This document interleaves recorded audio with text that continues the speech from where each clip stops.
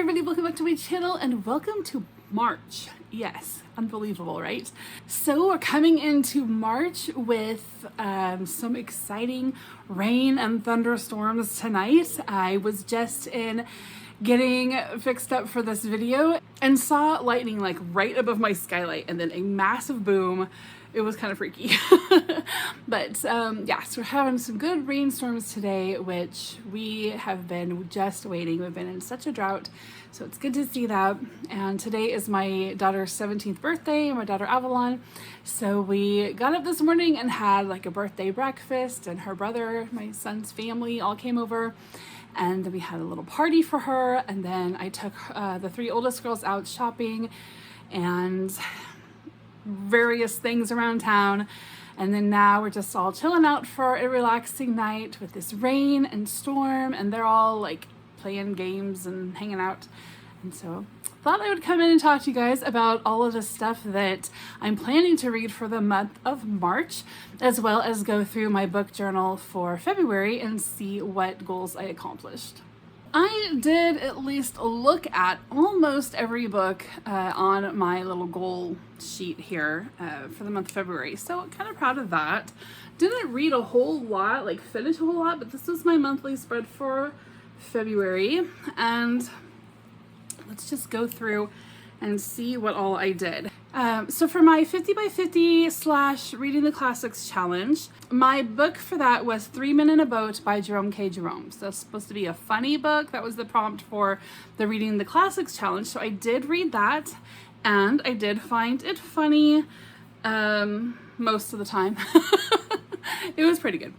And then I wanted to read for Febregency. I had down the letters of Mrs. Lefroy, Anne Lefroy's correspondence, and she was a friend of Jane Austen. I did not get to that. I didn't even open it up. And then I wanted to read Evelina by Fanny Burney, which I did do that. I don't think I have talked to you guys about Evelina. I think she's still over there in the basket. So if I haven't yet, you'll hear about her soon. And then I wanted to read from the Pickwick Papers, which I have been reading since the 1st of December. And I decided to actually put away the Pickwick Papers for the indefinite future because I just wasn't into them. I enjoyed it when I first started, but I just can't seem to get back into it again. And now I've forgotten the characters' names. And so I put them away and decided I'll save it for another time. Then on the Holmes is Where the Heart Is reading event, I wanted to read the short story The Copper Beeches. It's a Sherlock Holmes story. It takes place in and near Winchester in the UK, and I did read that, and I solved it right away. I solved it as it was going. And then The Cottingley Secret by Hazel Gaynor I wanted to read just because it's sort of, it features Conan Doyle in the story. I didn't do that. So then on my historical studies, I wanted to read from that book, Meetings with Remarkable Manuscripts, which I'll show you guys in a little bit. And I did read a chapter of that. That was my goal, was to read one chapter. And then I had a list of maybes and miscellaneous. So the first one was Hans Brinker, and that, I did start that, but then I decided to soft DNF and save for a different time in my life when I'm in the mood, because I was not in the mood at all. And then the next one was Ethan Frome, which I did read thankfully very quickly, in just a couple of hours, if that, and I got stuff to say about that in my reading wrap-up video. And then In Search of the Dark Ages, which is one of the books I'm reading for my medieval studies, which I did read from that. Then Thomas Hardy's poems. I'm reading a little poem collection of stuff from Thomas Hardy. I don't think I read anything from that in February. I wanted to read the 8th volume of the Unselected Journals of Emma M. Lyon. I did read that, so now I am all caught up with Emma. And then finally, I wanted to read some from the Notes from Walnut Tree Farm book, which I did. In addition to these, I did actually read a couple more that can fit into some of these challenges. I read A Sicilian Romance by Anne Radcliffe, so that works for Febregency. And then I read Wired Love, this one by Ella Cheever Thayer, and that one fits in for the Reading the Classics prompt of a funny book, because it's funny in parts. But I will talk about those more in my reading wrap-up video in a couple of days. So I did pretty good there. And now we're coming into March, which I'm actually feeling pretty hopeful about. I have a lot on my list for March. So my spread looks like this.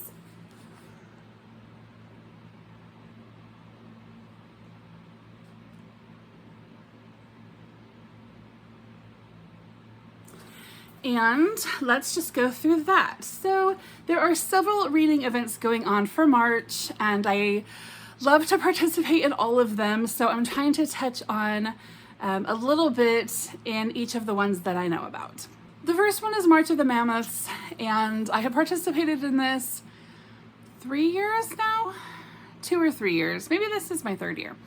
And so March of the Mammoths is a readathon where we read something that is 800 pages or more, or at least start something that is 800 pages or more. I like to go ahead and read the whole book within the month if possible. It has been possible so far. So this year I am going to do another Edward Rutherford book called Sarum.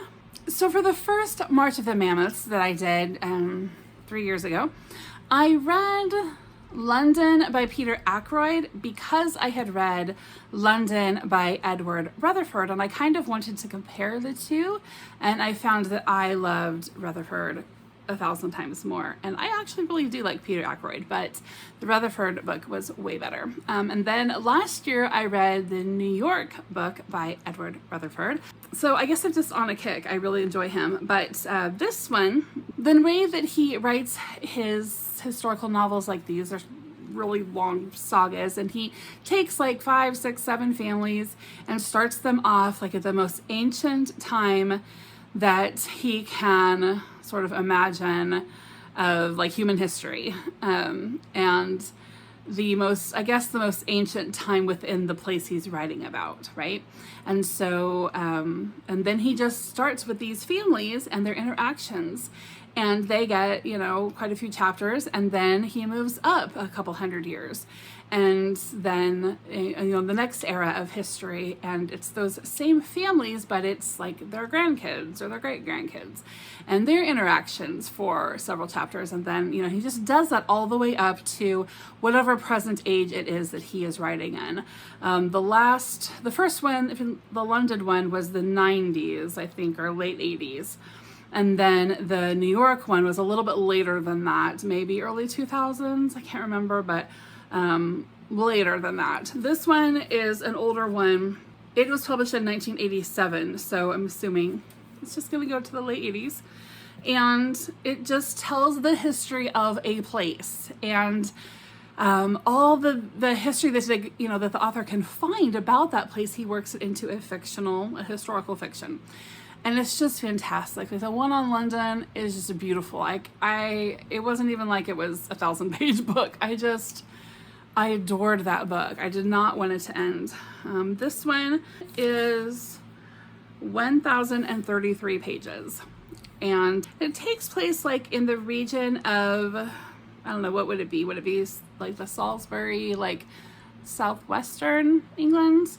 Been there. I'm trying to imagine the map.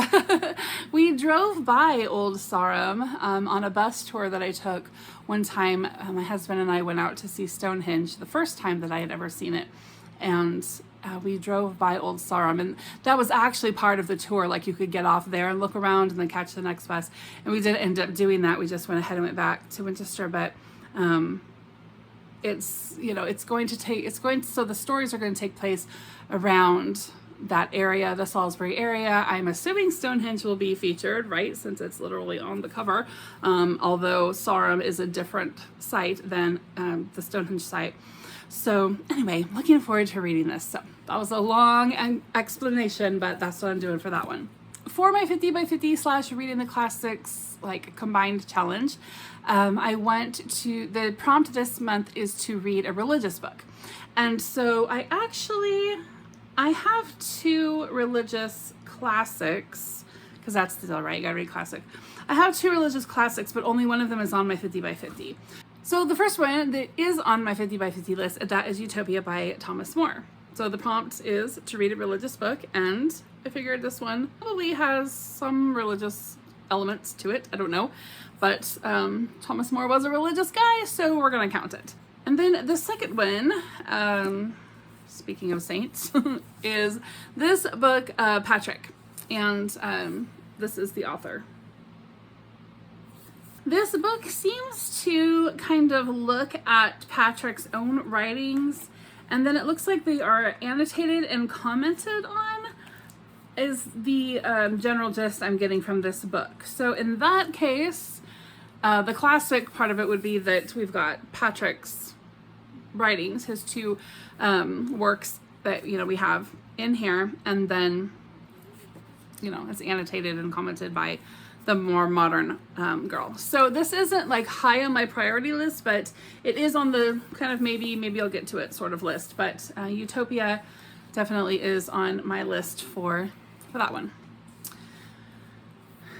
All right, then March is also middle grade March, where we read middle grade books. And usually what I do in March is I get all done with my March on the Mammoths, March of the Mammoths read, and then I'm just like, okay, I'm just reading middle grade for the rest of the month. Because I just get like, wow, that was a big book. But I don't know, I'm kind of not feeling like that. And I'll tell you, I'm not feeling like that this month so much, and I will tell you why here in a couple of minutes. But anyway, for my middle grade March, I picked out at least one. This is Parvana's Journey by Deborah Ellis. This is part 2 in the Breadwinner series. So I guess it was just last year I read book 1, The Breadwinner. This is the story about a young girl in Afghanistan and the things she has to do in order to help feed her family when her father is imprisoned, and it's just a family of women. They're not allowed to work or go out and find stuff and do stuff without their husbands or brothers, without a man in chaperoning them, I guess. And so this tells a story of a young girl who pretends to be her brother who has passed away in order to support her family. So I think it's like a 4 or 5 book series. I read The Breadwinner last year and then bought all the rest of them just to save away because I thought it was such a fantastic book. I've talked about that in other videos, so I won't so much here, but this is book 2. So I want to at least read that one. And then if I do want to get on a middle grade kick, I've got the other ones in the series. Then I would like to read for March, what's called? Mystery Madness. March Mystery Madness. I think I want to read some of Agatha Christie's Miss Marple short stories. I've never read anything from this, although I do have a cute bookmark in it because I was thinking about it, but I just actually haven't got to it yet. But this is one of the bookmarks my husband got me for Christmas. I think it's so cute. So I think I'm going to read at least a story from that. Then the other big reading event that I'm mostly excited about for this month is March on the Moors, and that is, I think Melinda's just been doing it. Have you just been doing it 2 years? I think she's been doing it 2 years. So I did that last year a little bit. This one I want to participate in a little bit more. I actually made a whole video with Bronte book recommendations that they're not like by the Brontes, they're about the Brontes, fiction and nonfiction. And then also at the end of that, I talk in detail about the books that I've chosen for March on the Moors. So I'm just going to go through those kind of quickly, and then you guys can go back and watch that video if you want to see them in a little bit more depth. But the books that I've chosen for that, number 1 is The Tenant of Wildfell Hall by Anne Bronte, which I've already started reading, as you can tell. I want to read 15 Wild Decembers by Karen Powell. This is a story that I think is mostly about Emily. I want to read some of the Juvenilia of Charlotte Bronte. This book features Jane Austen and Charlotte Bronte's Juvenilia, but we'll just go with Charlotte for now. I want to read some more of Emily Bronte's poems, which I've read a little bit. That's my bookmark. And I've just read a little bit from this over the past few years. I'd like to kind of read more of that.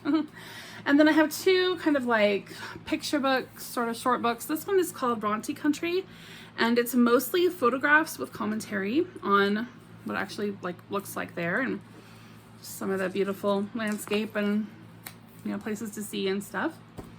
When I went out there, I was on a tour and it was really late. Like we got there much later than planned. So we only had like an hour. It was so frustrating because the tour took like 3 hours to get there and then we only had like an hour to look around. So anyway, we'll go into all that, but I'm going to enjoy this book, looking at everything that I missed looking at in person, and then hopefully get back to Haworth fairly soon because I'd really like to spend some time roaming around there. And then the last book on the list for the March on the Moors is this children's picture book called Glass Town. And it's a story about the Brontes as children and the little worlds that they made up. And it's really beautifully illustrated. So I think I will really enjoy that. And then I just have this short pile of things that they're just kind of stuff that I do monthly until I finish them. One of them is these Brambley Hedge books I've been going through with my youngest daughter. We need to read Winter Story this month because, you know, winter ends this month. So I need to get her in here to read that here with me soon. And then I've been reading from Notes from Walnut Tree Farm by Roger Deakin. This is just this guy's diary, and it's just like nature notes about things he's doing, but mostly about nature around his farm in England. It's organized into monthly chapters, and I'm behind. I'm still in January on that one. And then I've been reading one chapter a month from Meetings with Remarkable Manuscripts. And I really have to have a lot of self-control for this one because I really just want to read the whole thing. And I am trying to just do one chapter a month just for fun to see if I can have self-control. But it's just a book about different ancient manuscripts, and you guys have heard me talk about that one a lot. And then also I've been reading In Search of the Dark Ages for my medieval historical studies. So I want to try to read at least a chapter out of that. I think that's it, guys. That is my plan for March. It's all my stuff. So let me know what you guys are reading. What are your March plans and what book are you currently on? I hope everyone is doing well. I will see you soon. Bye-bye.